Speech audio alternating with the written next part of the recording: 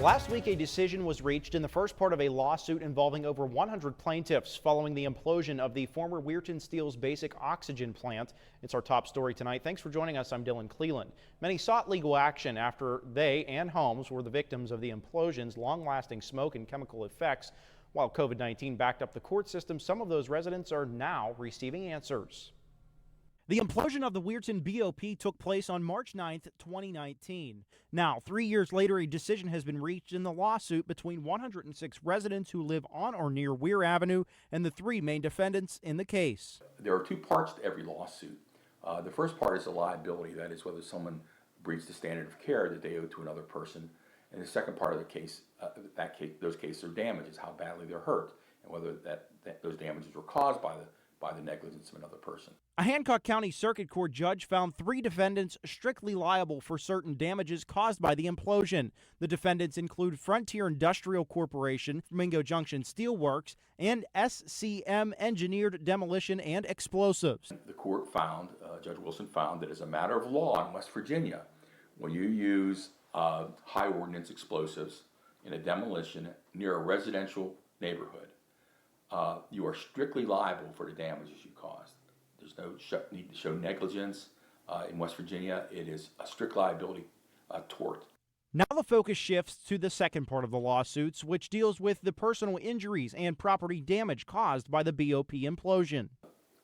These particulates got onto homes and caused respiratory disorders. There were children taken to the hospital, or older people who had trouble breathing.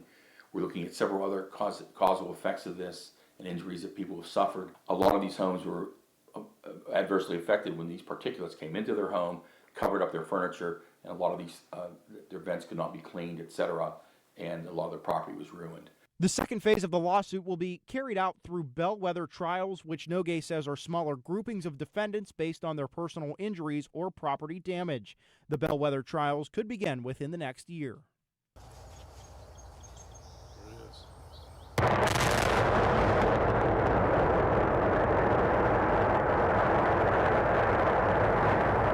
Almost 4 years ago, on the morning of March 9th, 2019, the lives of many residents on Weir Avenue would change forever. The heat of that and the impact, the whole house just went woof, like expanded and contracted. And that hot black smoke came in, and I took my breath away, and I was like, oh my God. And it was just completely black. You couldn't see nothing. I covered my head up. I had a hoodie on, I covered up, and I stood there and I realized, hey, I might die in here. The implosion of the Weirton Steel basic oxygen plant caused damage to people and their properties, and many are still dealing with the after effects to this day. Last 2 years have really been disturbing and, troubling because with the health issues that I have, and I'm scared the house is, my foundation is sliding, and with my eyes burning and chest burning, and with my ceiling that had failed. Ted Troya and Ricky Thompson are two of the 106 plaintiffs that are a part of a lawsuit which is being presided over by Hancock County Circuit Court Judge Ronald Wilson. The first part of it was settled in September when he found the three defendants strictly liable for certain damages caused by the implosion.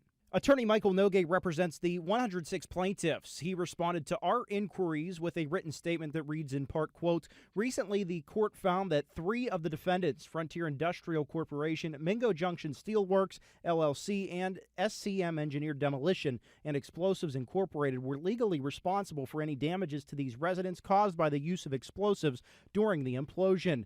A case management order has directed that a series of bellwether trials or test cases will be scheduled in small groups to determine the amount of compensation due to these residents for property damage and injuries regarding their health, and eventually to determine if long-term medical monitoring is necessary, end quote. The bellwether trials will look at a total of 6 cases from each of the following categories: property damage, adult personal injury, and minor personal injury.